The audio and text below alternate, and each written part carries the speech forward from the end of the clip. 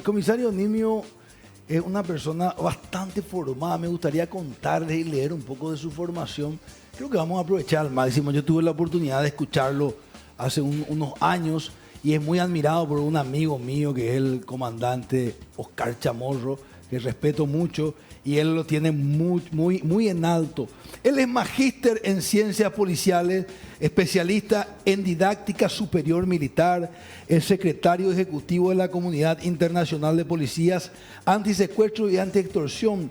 Fue director de inteligencia del Ministerio del Interior, jefe de gabinete de la Policía Nacional y es uno de los oficiales con mayor capacitación nacional e internacional sirviendo a la nación. Entre otras cosas que él nos va a contar, se formó mucho en Colombia, sé también eso.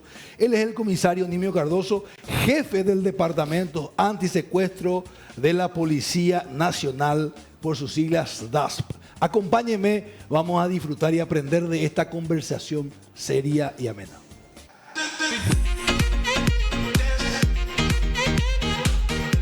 Señor comisario, bienvenido. Un saludo a mi gran profesor y maestro Euclides, a Claudia, a Luana, a Jotita y a toda la audiencia, ¿verdad? Gracias, comisario, por estar acá.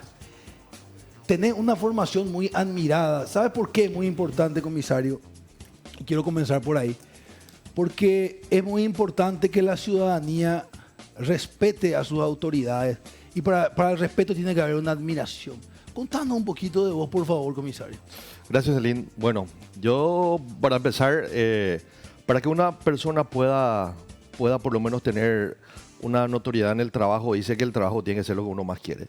Y yo siempre le digo a los jóvenes con quienes estoy trabajando que yo nunca, en estos 28 años de servicio, nunca me creí que era un policía. Yo creo que cada uno tiene un hobby, tiene una diversión en la vida y lo más lindo que me pasó a mí es ser policía. Yo creo que la clave del éxito del equipo de trabajo es que todos pensemos de una manera en donde lo que hagamos nos pueda hacer sentir reconfortados y sobre todas las cosas gratificados por aquella persona a quien uno en algún momento dado de la vida le da la mano, ¿verdad? En ese sentido, así como le estuve hace una semana atrás en el curso de doctorado en el Ministerio de Defensa al doctor Euclides Acevedo, él comentó una cuestión que me hizo vagar un poco en el túnel del tiempo. Él como yo somos del interior y las grandes exponentes dentro de la historia del Paraguay, él nos estaba comentando que eran gentes del interior.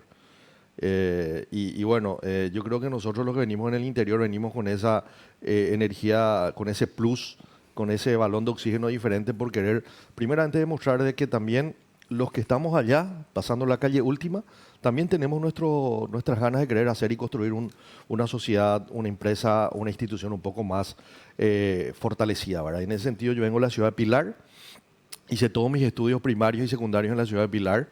En el 95 ingreso en el Colegio de Policía, en aquel entonces, hoy Academia Nacional de Policía. Egresé en el 97. Recuerdo que los que tuvimos algún lugar de posicionamiento importante en el egreso nos colocan en lugares donde uno de repente tenía la posibilidad de elegir. Yo elegí la comisaría tercera, metropolitana, la que estaba acá en el centro, Sí. a quien le conocía como las escuelas de todas las comisarías, porque era joven impetuoso y quería un poco de acción. Ah, sí. Lastimosamente no pude estar mucho tiempo ahí. De ahí pasé cuando se creó la unidad de delitos económicos, habrá sido en el 98. Estuve 9 años, casi 10. De ahí pasé a... 10 años estuve 10 años estuve. en delito Estuve económico. 10 años, me especialicé en delitos financieros. Estuve en el Banco Central del Paraguay, estuve en el Banco de Fomento como jefe de la unidad de delitos económicos. Me especialicé realmente en todo lo que era fraude financieros y tarjetas de crédito. Okay. Tuvimos muchas operaciones importantes. Recuerdo que en el 98 capturamos la primera y única vez que capturamos a un argentino que hizo una de las operaciones fraudulentas más importantes contra una de las procesadoras muy conocidas acá, incluso en Argentina. Al expresidente Menem también, para que a Menem le haya metido ¿Verdad? el chambullo, yo creo que era una persona muy importante. Creo que la operación más importante se hizo en Paraguay. Desde ahí le tomé el cariño un poco al sistema financiero, hasta que a mediados del 2005-2006, estando en delitos económicos, llegó a nosotros una información sobre el secuestro de Amin Riquelme, este chico que fue secuestrado y lastimosamente lo mataron. Muy duro aquello, ¿eh? Muy duro. Esa fue la primera vez que le tomé el cariño al secuestro, en el buen sentido, Sí, ¿verdad? claro. Nos tocó esclarecer ese caso, capturar al 100% de los que mataron a Mincito. Me tocó mucho, porque yo tenía una amistad con el padre, ¿verdad? Éramos prácticamente del mismo barrio. Y fue muy fuerte, realmente fue muy fuerte. Y fue la primera vez en donde yo me di cuenta de que el secuestro, dentro de la multiplicidad de delitos que ocurren en el mundo, es el más desnable. El poder quitarle de su lugar de confort, del entorno familiar, y pasar a ser una moneda de cambio, eso es muy tremendo. O sea, y lo peor de todo es que uno no sabe si una vez que haya sido secuestrado, esta persona va a poder volver con vida o no. El caso de Amir Riquelme, es como que me tocó un clic importante en mi trabajo. Cuando eso no había unidades especializadas antisecuestro, se estaban creando. Después de eso tuvimos la posibilidad de ir a Ciudad del Este a colaborar con otras unidades cuando ocurrió una diversidad de secuestro. Tuvimos ahí una operación importante en donde cayeron abatidos 6 secuestradores en el kilómetro 24. Esos fueron casi 20 secuestros en simultáneo. Eran secuestros cada semana. Eran secuestros cada semana, le secuestraban antes que le liberen, y estaban negociando la liberación, ya empezaban a secuestrar a otros. Entonces era imposible hacer operaciones, pues siempre había un secuestrado. Eso fue, y ahí fue, después de esa operación, pasé oficialmente a la unidad antisecuestro en el 2007, y de ahí empezó mi carrera. Tuve la suerte de ser el primer paraguayo en irme a la Escuela de Antisecuestro y Antiextorsión de la Policía Nacional de Colombia, que es la única escuela antisecuestro en el mundo. No existe 2 escuelas antisecuestro en el mundo, una sola. Eso está en Bogotá. Está en Cibaté. Cibaté es una ciudad que está como a 40 kilómetros de Bogotá. Okay. Es una zona donde está el centro de entrenamiento más importante. Ahí se forman los COPES, que son los Comandos de Operaciones Especiales, y se forman los Gaulas, que son los hombres de antisecuestro. En Cibaté, en el 2008, fue la primera vez que la escuela abre sus puertas para un curso internacional. Fuimos más de 15 países, nos entrenamos ahí, y ahí entendimos lo que era el fenómeno del secuestro. Entendimos que el secuestro no es una investigación nomás, como un robo de bancos, como un robo de transporte de caudales, como un robo de objetos.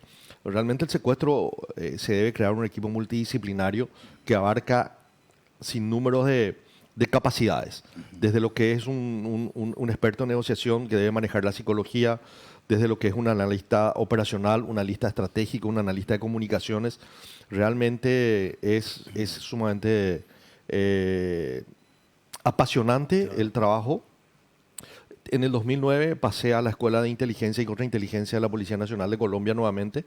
Ahí también he visto de que si mi primer amor fue el secuestro, cuando voy a la DIPOL, que es, como le dicen los colombianos, es la piedra de la corona.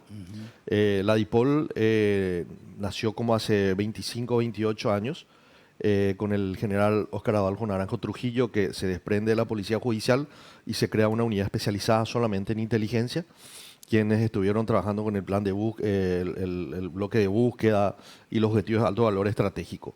¿Eso era gobierno del señor Uribe? Álvaro Uribe. Realmente eso... ¿2007?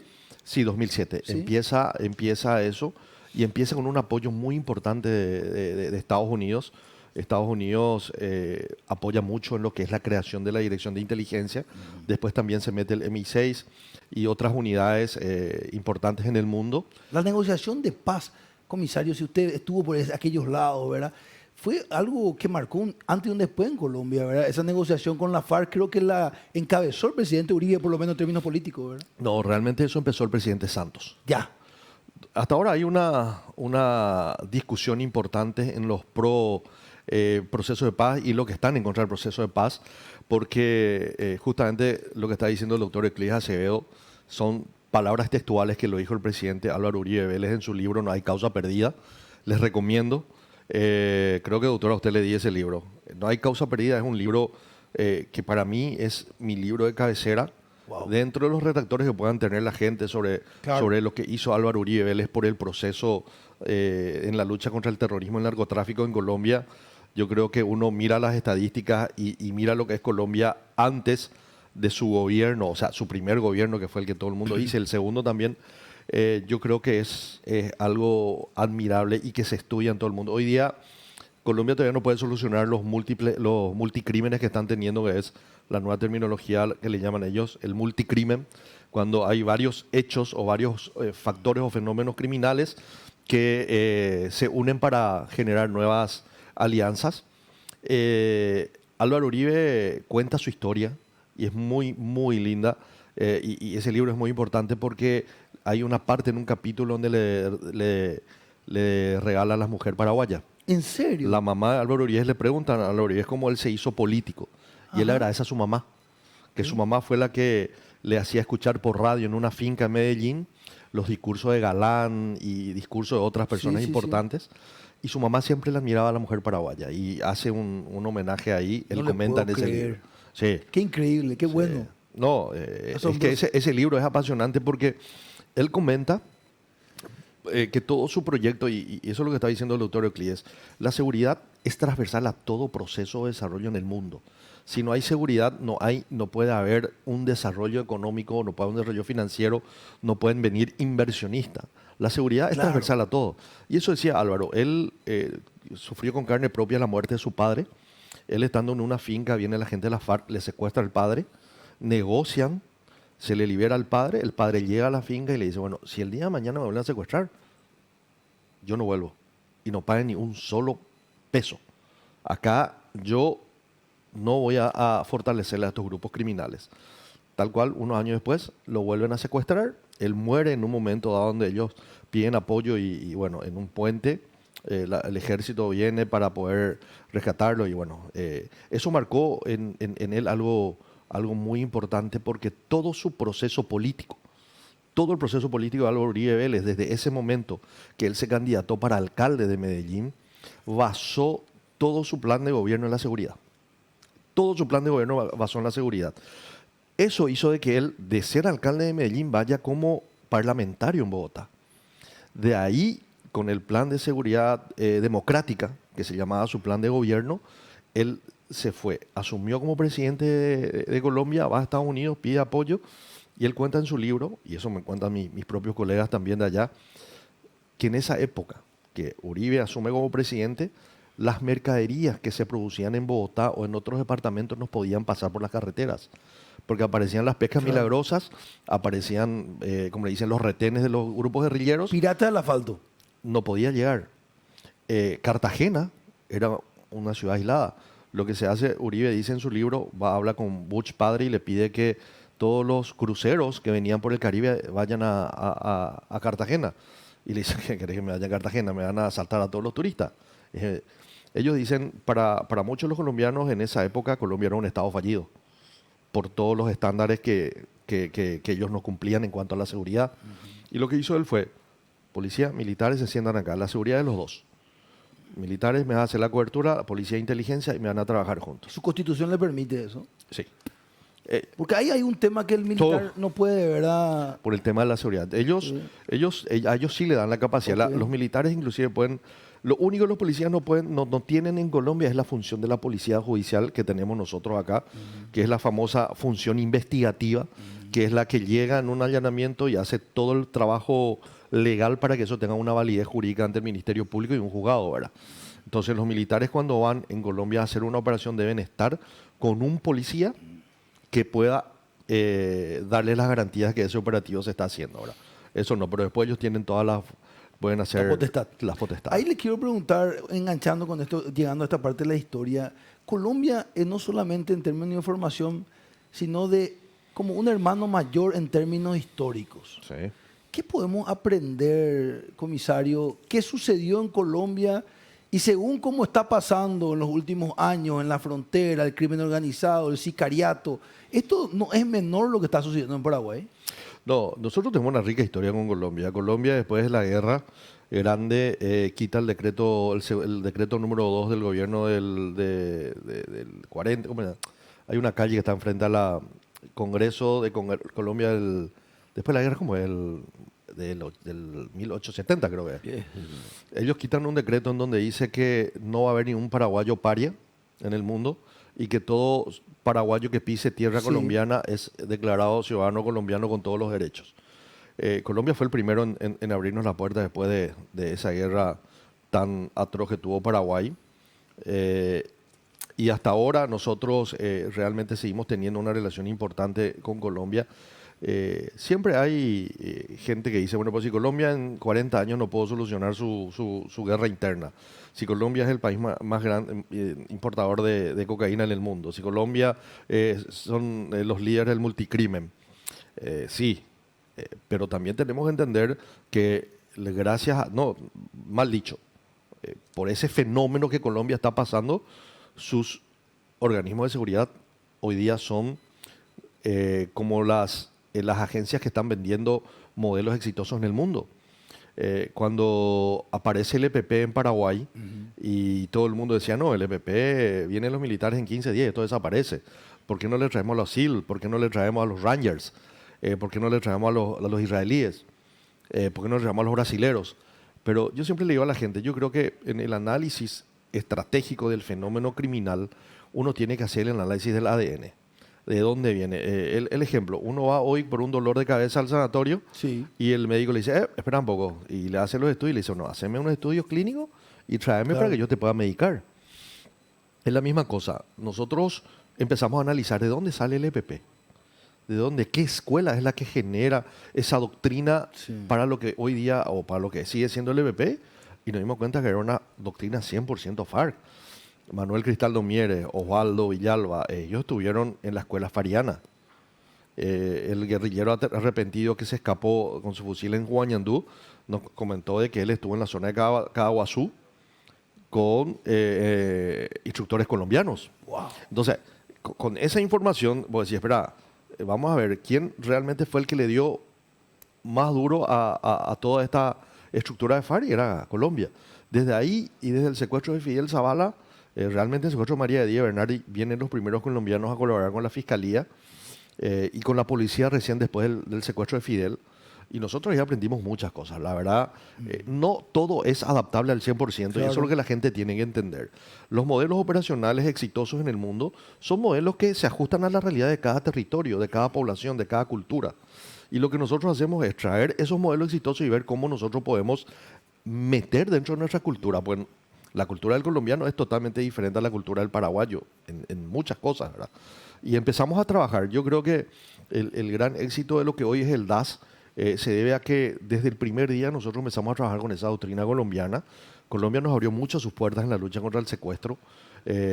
Hoy día te puedo decir que las dos últimas promociones tal vez no están certificados, pero después el 100% o el 98% están certificados por los colombianos en cuanto a la educación en el DAS. Y eso nos ayudó mucho a recorrer mucho camino en poco tiempo, porque aprendimos de los modelos que ellos pasaron. Y siempre le digo yo a la gente, cuando yo estaba haciendo el curso allí en el 2008, en el 2009, en la DIPOL, uno de mis trabajos que hice de investigación de un ensayo fue la Operación Fénix. La Operación Fénix fue cuando le dieron de baja a Raúl Reyes en territorio ecuatoriano. Fue una de las operaciones militares policiales más exitosas, porque el 100% de la inteligencia lo hizo la policía. Y la decisión de poder hacer o no esa operación a 2 kilómetros de frontera hacia Ecuador fue una decisión política. Entonces, lo que siempre nos dice el doctor Euclides Acevedo, la seguridad depende netamente de una decisión política, del cómo se va a aplicar en lo operacional lo que diga el decisor estratégico más importante, ¿verdad? Y ahí se ve, Colombia cuando tenía todo para hacerle sentar a la FARC, no en un proceso de paz, sino en una entrega tal vez de armas, porque tenemos que tener en cuenta que los 5 o 6 años, porque fueron 2 periodos de 4 años lo de Uribe, a la FARC nunca se le llegó a agarrar a un miembro del secretariado. Y en ese proceso se le dio de baja a Raúl Reyes, se le capturó a Rodrigo Granda. O sea, se hicieron operaciones que hizo que las FARC tenga que estar 60. O sea, si vos sabés que vas a tener todavía una proyección como organización criminal en el tiempo, no te vas a sentar a negociar. Claro. O sea, ahora, como dicen los que son pro-uribistas, no se tenía que haber negociado. Se tenía que haber hecho que ellos se le pueda mermar más, ¿verdad? Pero bueno, eso fue una decisión política. Yo creo que Claro, y en el también- mundo se le agradece al presidente Santos porque se le galardonó con el Premio Nobel de la Paz. Así que bueno, También con el diario El Lunes opinamos distinto, ¿verdad? claro. Ahí le quiero preguntar, yo escuché una comparación que usted hizo, un número ya, ¿verdad? Que puso de cuántas personas fallecieron o fueron dadas de baja en 10 años por el EPP y el crimen organizado, cuántos sacan un año. Eso me parece relevante para la audiencia. Sí, nosotros justamente cuando estaba como ministro el doctor Euclides Acevedo, post pandemia ya fue un análisis que nosotros hicimos, ¿verdad? En donde, si bien el crimen organizado está entre nosotros, mimetizado, haciendo sus actividades, uno ve un día un caso de sicariato, un día un caso de tal cosa, y van como van pasando los días. Pero cuando aparece el EPP, con una actividad que haya hecho, con un secuestro, con un atentado o con una comunicación que haya hecho, eso dura 2 semanas. Entonces la gente es como que se queda con esa idea de que el EPP es más peligroso que el crimen organizado. Y realmente, como decía, voy a utilizar las palabras y el ejemplo del capitán Chamorro, del contraalmirante Chamorro hoy día. El EPP hoy día, si se candidata, no va a ser ni presidente del barrio de la escuelita de fútbol. En cambio, hoy día el crimen organizado, y en un año, en 365 días, nosotros hicimos un análisis solamente en el departamento de Amambay, mataron 71 personas. Y lo que es el EPP, no, mentira, sí. Creo que, bueno, lo que sí que en 10 años el EPP no llegó ni al 50% de los números que mató el crimen organizado en un año. Un año versus 10 años nosotros no llegamos ni al 50%. Pero tenemos que tener en cuenta de que el EPP tiene su marca registrada y realmente el daño que le hizo a Paraguay y las muertes de tantos civiles, militares, policías que generó tampoco puede pasar desapercibido, ¿verdad? Pero básicamente el crimen organizado hoy es el ejemplo que dicen los americanos. ¿Cuál es tu enemigo de 50 metros y cuál es tu enemigo de 100 metros? El enemigo de 50 metros para Paraguay es el crimen organizado y el que está a 100 metros tal vez es el EPP. El EPP ahora vi, después de las últimas operaciones y la última que se hizo ahora contra Rubén Darío López, alias Loro, demuestra de que seguimos teniendo información, seguimos teniendo, sabiendo cómo está pensando el EPP, o si no, tal vez no le íbamos a llegar. Ahora dicen, pero si son 12 tipos locos, ¿cómo no terminan todavía con ellos? Y es el ejemplo que siempre utilizamos. La zona donde ellos estaban son más de 38.000 hectáreas. Y si son solamente 10, es como que se tire una hormiga acá y tenemos que estar buscándole todos juntos. ¿Y por qué Colombia tuvo tantos éxitos con la FARC? Sí, porque una columna de FARC tenía 200 hombres. Entonces, encontrar 200 hombres en 38.000 hectáreas era mucho más fácil que encontrar 10 personas. Y bueno, son cosas que de repente no es una justificación, Claro. pero sí es la realidad de las cosas. Una explicación, sí. claro. Vas a A preguntar. partir de ahí, si el crimen organizado es el gran desafío, a mí me gustaría hablar y que nos cuente usted. En breve vamos a abrir el panel, va a hacer unas preguntas. La formación que tiene nuestra policía de antisecuestro, la FTC que tenemos ahí al contraalmirante Chamorro, ¿verdad? Que estuvo muchos años, yo sé que trabajó en conjunto con usted. Y él me decía alguna vez, mira, hay mucha gente capacitada, formada, que pueda ser comparable con un colombiano y con cualquier otro país. Capaz que no toda la fuerza, pero hay mucha gente capacitada. Y para el paraguayo que nos está mirando, la paraguaya, ¿quiénes son? En Paraguay tenemos policía de ese calibre, comisario. Mira, Salim, aprovecho que me hayas hecho esta pregunta para decirte de que la única manera de que nosotros podamos dar un servicio de calidad es basando nuestro día a día en estándares de calidad. Y es lo que dice siempre el capitán Chamorro, ¿verdad? Aunque no creas, para nosotros ajustarnos a un sistema de gestión de calidad hizo de que se cambien totalmente la visión y la forma de trabajar hoy día en la policía. Nosotros, el DAS, la semana antepasada tuvimos la segunda auditoría de mantenimiento. El DAS es el único departamento en la Policía Nacional y el segundo en Latinoamérica y el Caribe en tener una certificación ISO 9001 en su versión 2015 en todos sus procesos misionales. Esa certificación solo lo tiene Colombia en sus procesos misionales, estamos hablando, y nosotros, en Paraguay. Imagínate. Puede ser que Carabineros tenga su certificación de calidad en la parte administrativa o otras unidades, pero en los procesos misionados, en el deber ser de la institución, somos los dos únicos en Latinoamérica y el Caribe. Estamos trabajando en la segunda certificación. ¿Y por qué te digo? Porque hace rato no terminé de cerrar la idea cuando voy a la DIPOL. Cuando voy a la Dirección de Inteligencia de Colombia, me voy y me encuentro con unos reconocimientos, ¿verdad?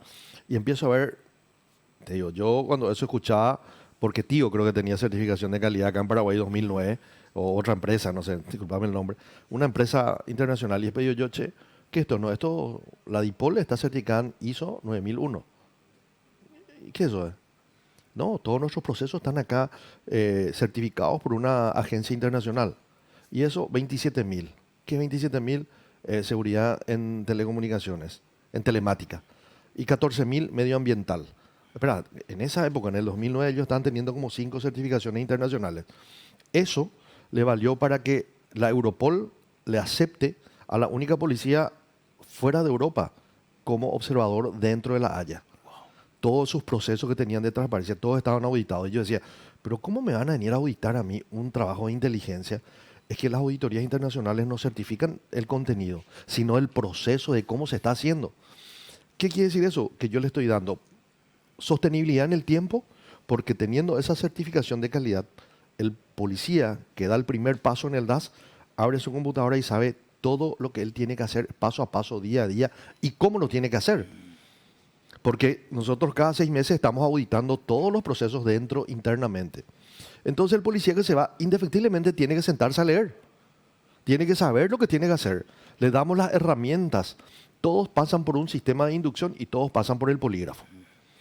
Tenemos un acompañamiento de gente experta en todo lo que sea la parte de psicología laboral para poder entender un poco cómo está ese muchacho trabajando.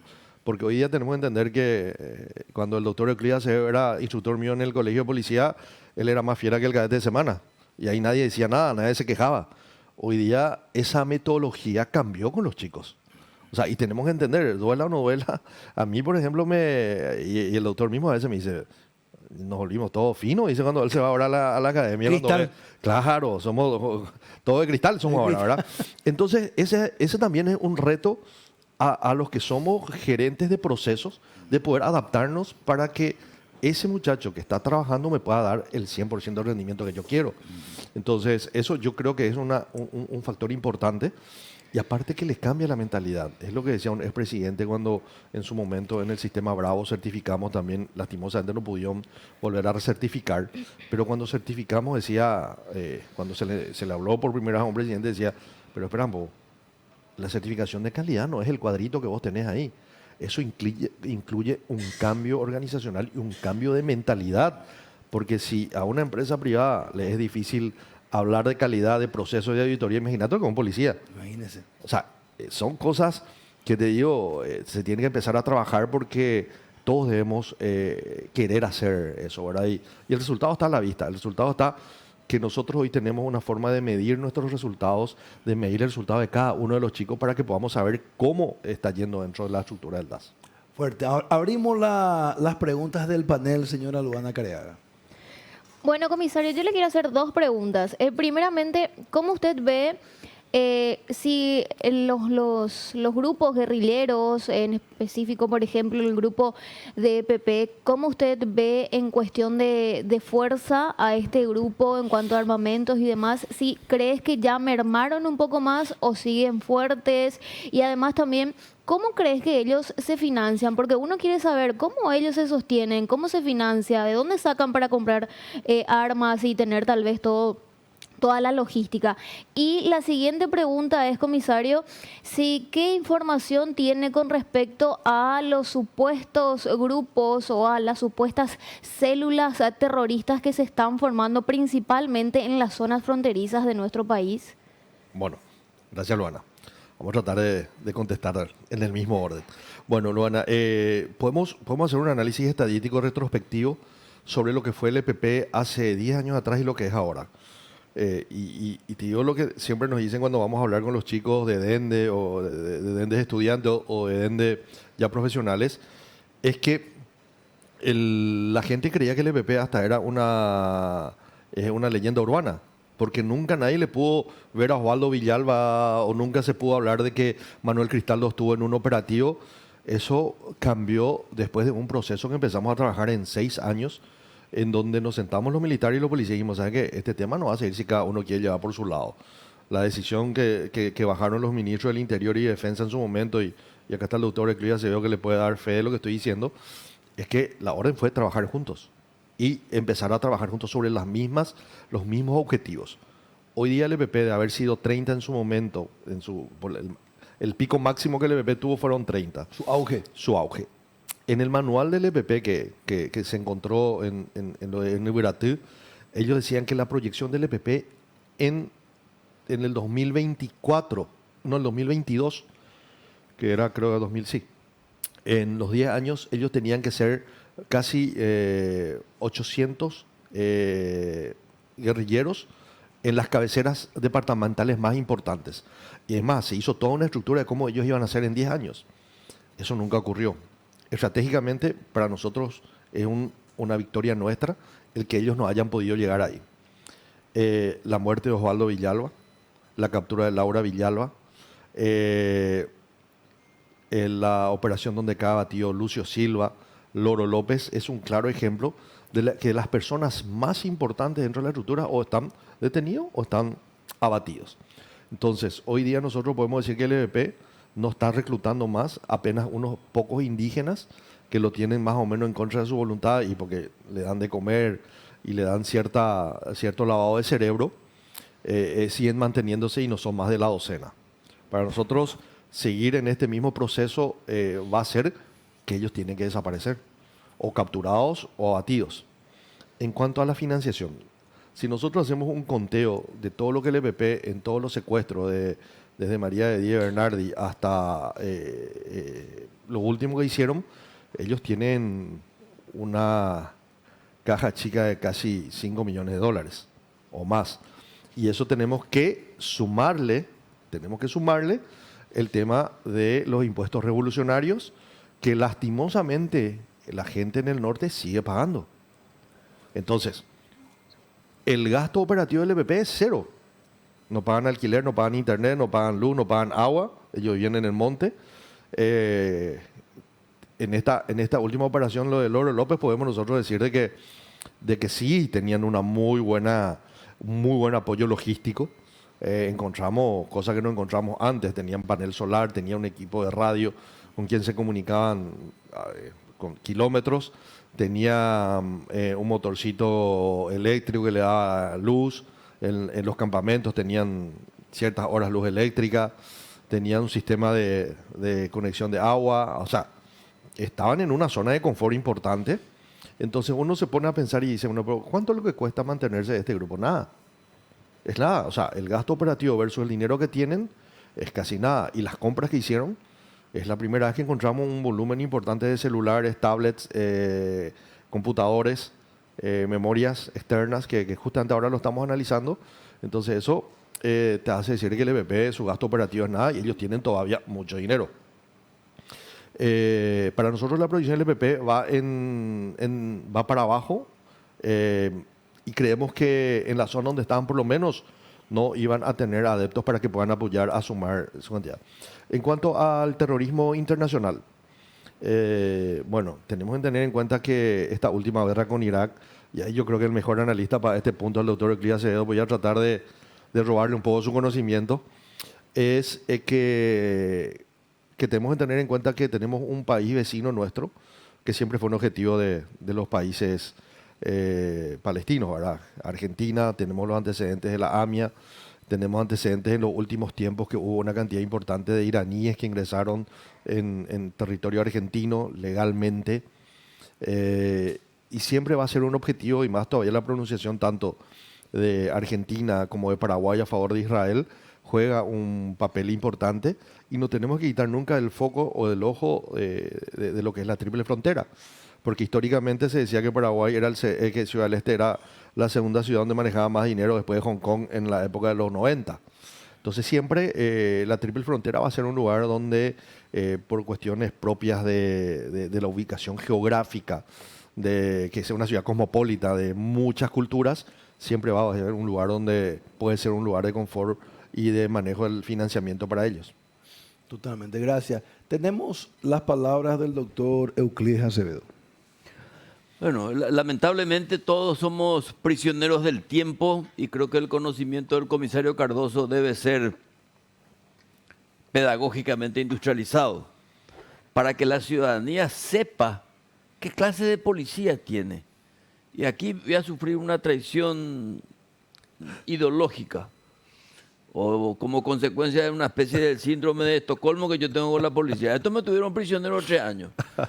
Pero hoy yo puedo corroborar que la policía paraguaya no tiene nada que envidiar en términos de conocimiento con otra gente. Lo que Nimio aprendió en Colombia, cuando los colombianos vinieron en nuestra época, ya no tenían nada que enseñarnos, sino que era refrescar simplemente la memoria de quienes tuvieron el privilegio de ser educados afuera. Y es como el chico que estuvo acá, el paraguayo no tiene la misma inteligencia que el resto del mundo. Lo que creo que tenemos que aprovechar y hay que tratar de que el comandante Benítez, que le conoce muy bien a Nimio y fue oficial de inteligencia, es un oficial de inteligencia, debe saber que la comunicación es muy importante. Por lo tanto, sus comunicadores más eficientes, como el comisario Cardoso, deben frecuentar a los medios de comunicación para transmitir a la ciudadanía que su policía está capacitada y no quedarse con el estigma de hechos de corrupción, que sí lo hay, y eso hay que desinfectar y es también un proceso. Entonces, eso en primer lugar. Y segundo, yo creo, y esto sí le quiero preguntar para que el comisario Cardoso pueda, reúnen las condiciones presupuestarias para que el conocimiento sea acompañado de recursos logísticos para que tenga el resultado eficaz, porque señaló muy bien Nimio, el problema ya no es el EPP está en proceso de asfixia, pero hay una penetración y con delitos mucho más lamentables en términos numéricos del crimen organizado. Le preguntaba yo hace poco a Nimio, ¿vos el gasto de representación? Me dijo 80 millones de guaraníes. Le dije, eso gasta un pelotero del Sport Ameliano en una semana. Entonces, no tiene sentido, no hay proporción. Yo sé que el ministro Riera, y le tengo una profunda envidia, ha obtenido un aumento presupuestario razonable, pero no lo suficiente, no lo suficiente. Ya me acuerdo yo de Filisola y Juan Ernesto Villamayor decían que tenemos que tener entre 30 y 60 mil policías para tener policía de cercanía. Pero si no hay presupuesto, no hay apoyo logístico, y ahí los parlamentarios tendrían que entender, y le pregunto a Nimio, ¿hay ese esfuerzo de aumento presupuestario para que la policía pueda aumentar en conocimiento? Ahora ya tenemos agregados policiales, ahora ya tenemos gente, mucha gente no sabe, pero teníamos paraguayos policías en Moscú, por ejemplo, ¿verdad? Nadie sabe eso. O sea, hay que comunicar y hay que buscar peguerecopio para tener contacto con el Parlamento, Nimio, como para aumentar el presupuesto. Bueno, la vez pasada en el doctorado hiciste una palabra de tu ejemplo cuando hiciste el entrenamiento de inteligencia. Palabras más, palabras menos, lo que nos decían nosotros el primer día de clase en la escuela de inteligencia. La inteligencia no es para pobres. La inteligencia no es para pobres. El que quiere inteligencia de 1000 guaraní, invierte 1000 guaraní. El que quiere inteligencia de 1 millón de guaraní, invierte 1 millón de guaraní. Y decía, me recuerdo, el general Naranjo en una entrevista que tuvimos cuando fuimos a visitarle, era director general de la Policía de Colombia, considerado uno de los mejores policías del mundo por muchos años, decía, a varios colegas siempre le pregunto si qué tal se siente con su presupuesto y lo que le asigna el gobierno de cada país. Nunca es suficiente. La verdad que nunca ningún presupuesto, y no creo que ningún policía en el mundo, a no ser de, no sé, Suiza tal vez, que puede decir que pueda ser suficiente. Y por eso le está diciendo, doctor, y usted refuerza lo que le dije, la seguridad es neta y exclusivamente una decisión política. Cuando los decisores políticos quieran una institución con más seguridad, ellos deben dar los recursos. El ministro Riera consiguió recursos que nunca se consiguió en la historia. Así bien. O sea, nunca se consiguió. Y ahora, creo que es la primera vez que que la policía puede decir que por falta de plata no va a trabajar. Ahora, tenemos que ver si esto va a ser sostenible en el tiempo. Porque lo que se siembra ahora, usted mismo, doctor, usted conoció lo que era el sistema Bravo. En su momento cuando se sembró. ¿Qué pasó? Hay que regarle, hay que seguir con la misma fuerza. En su momento despegó, fue un avión supersónico, era el Concorde de la policía en su época. Y bueno... y ahora una Pandora. Todas las instituciones necesitan cariño, lo que usted más sabe dar, doctor, ese cariño, porque todos necesitamos que nos sintamos importantes, ¿verdad? Que el policíaco es barato, el policía con un cariño ya se siente feliz y tiene mejor rendimiento. Usted sí que sabe. Y aparte de lo que dice el doctor Eclie, aparte de tener el síndrome de Estocolmo, nosotros dice que le tuvimos preso varios años. No es que él le quiera a la policía, le defiende y se preocupa por la formación del policía. Llegó un extremo, al otro extremo ya llegó usted, doctor, ¿eh? No solo de querernos, también de protegernos. Y la verdad, siempre yo le digo, en bromas y de veras, pero hacen más tu análisis estadístico cuando fuiste ministro y cuántos del EPP cayeron en su administración. Los números hablan. No viene al caso, pero yo creo que acá lo que conviene es resaltar, y Nimio es un modelo de que él es un rara avis, pareciera un navegante solitario. Ya quisiéramos tener nosotros por lo menos una docena de Nimios Cardoso, entonces la policía va a tener la recuperación de prestigio y sobre todo de luminosidad en política criminal. Pero aquí hay que ver también y otras combinaciones. Él se lleva muy bien con los militares, él se lleva bien con el Ministerio Público, los otros no. Eso es importante. Comisario, le quiero agradecer por este espacio que nos dio, porque le admiramos profundamente. Gracias. Yo creo que es muy importante que los jóvenes respeten a la policía y para eso es importante la comunicación, ¿verdad? Y exponente como usted sirve mucho. Conocí un poquito de su historia, sé que se inspiró en sus padres, qué importante el ejemplo en la familia. Entonces, mi admiración y respeto y desearle lo mejor. Salim, espero que no sea la última vez que me inviten. No va a ser. Pero por favor. Pero dice que ahora fue por imposición de Euclides. Ojalá que... Salim, le vas a admirar mucho más cuando te enteres que forma parte de tu sindicato. ¿Ah, sí? Mi querido, gracias. Muchas gracias, Salim. Gracias. Estuvo con nosotros el comisario Nimio Cardoso, hablando de temas tan importantes, jefe del Departamento de Antisecuestro con una Increíble, amplia por lo feo que es. trayectoria.